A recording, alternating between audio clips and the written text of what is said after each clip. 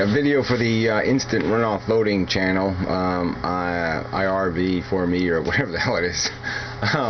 Anyway, it's going to be basically on organization, because it's really you're not going to have any political reform unless people can organize to get it done. Nothing happens in this world by unorganized people. There's just no example of how unorganized individuals change the world. No, it's organization. You have to have people not only to develop the mission of an organization, the policy, do that work, but yeah, you need the numbers, you need the legs, you need the bodies, you need the body count, you need the votes.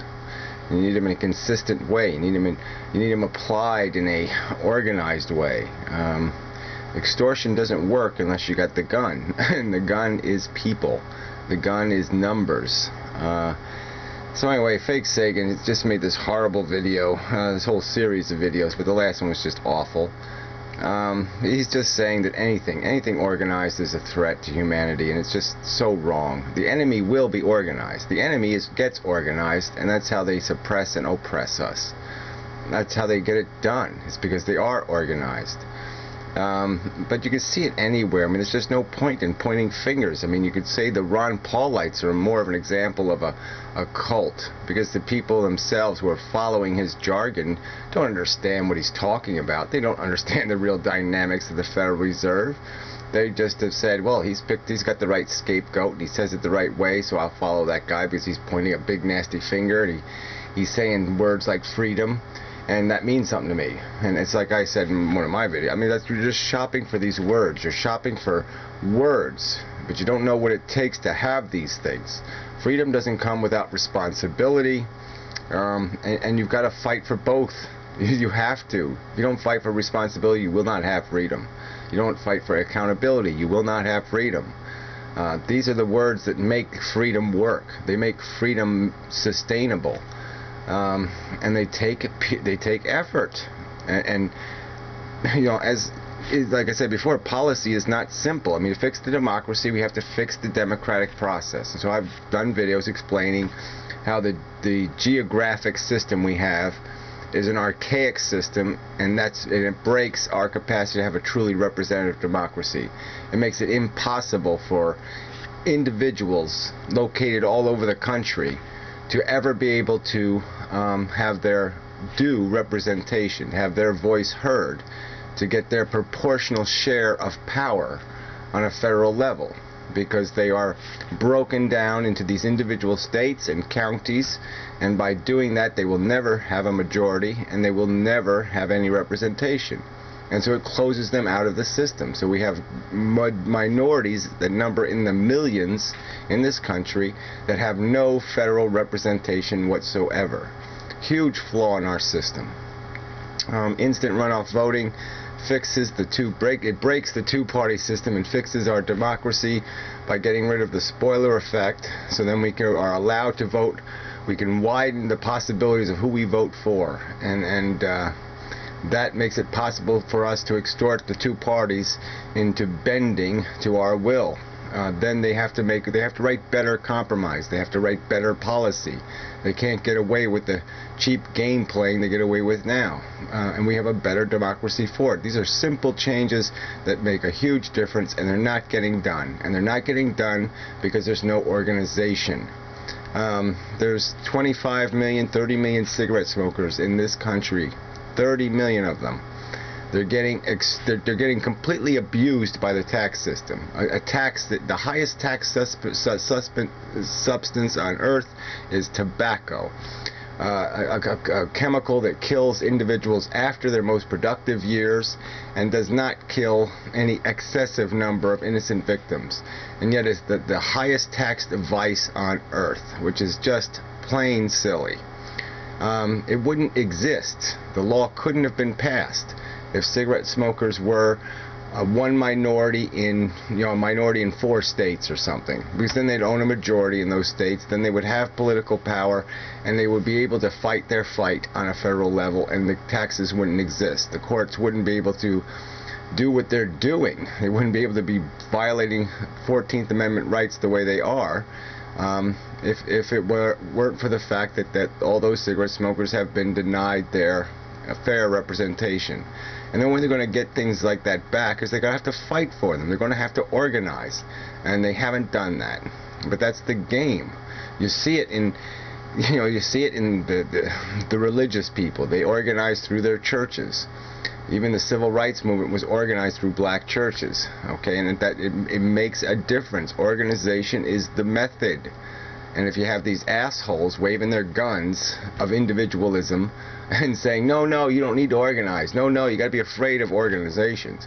No, you got to be afraid of the thought police controlling your thinking, by you agreeing with another human being and saying, yes, let's fight the good fight. I mean, it's just stupid. It is just insane to make this argument. I mean, this is as dumb an argument as the anti-war loonies, of World War II, who sat back and said, well, somehow it's not our problem. The world can all go to hell and somehow it'd be okay for us. And that somehow you can fight a force an evil force by just saying, well, we'll just do our own thing and somehow the problem will be solved. It just doesn't solve the problem. Sometimes you have to do the ugly deed. You have to go and fight in the trench. And the trench is, yes, you have to become part of an organization.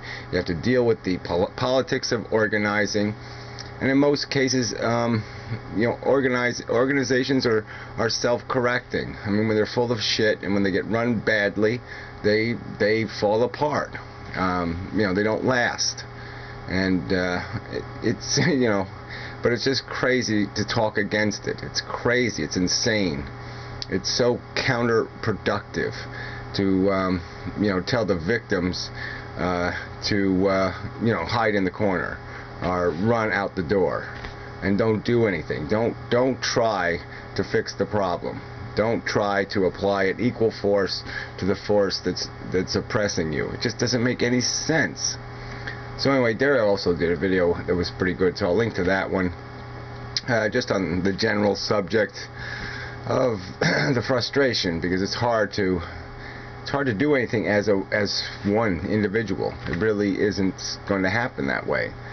And but we all know the liabilities of movements, and they're dependent on, like anything else. It's like our democracy itself. It's dependent on good rules. It's not so much about the people. People will corrupt things if you give them too much power.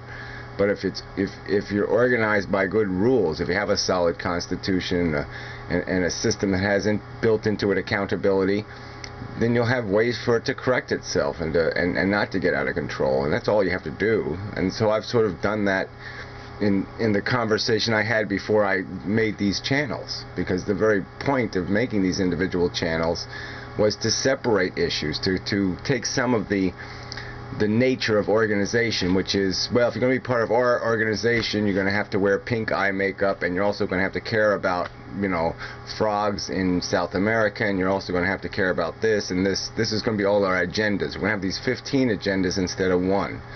And by doing that, organizations become self-defeating because it creates too much tension, too much conflict of interest, and too much conflicting interest. So, but the idea itself of organizing is solid. And there's been plenty of bad organizations. I mean, they weren't well run. They were messy and sloppy in their tactics. But the bottom line is they got a lot of jobs done, jobs that wouldn't have gotten done otherwise. You can almost look at our behavior in World War II. Some of it was damn disgraceful and ugly. But the point is that it was a necessary role we played. And if we didn't show up for the game, the world would be a different place, and I don't think a better place. So fuck fake Sagan and his nonsense. He's just totally corrosive to any useful human thinking or acting. So anyway, I did block a couple of dozen of his commenters, his positive commenters. I wish YouTube would just post everybody who 5 stars and the star ratings on videos. I wish they would just post them all so I could block every fucking person who favored that video, because it's disgusting. It's a disgrace. It's embarrassing that you know, people think that they think they have such personal arrogance and ego that they think they can accomplish something by themselves. They can't. You have to work with other people. You have to organize. It's the only way anything's going to change for the better. So anyway, enough said.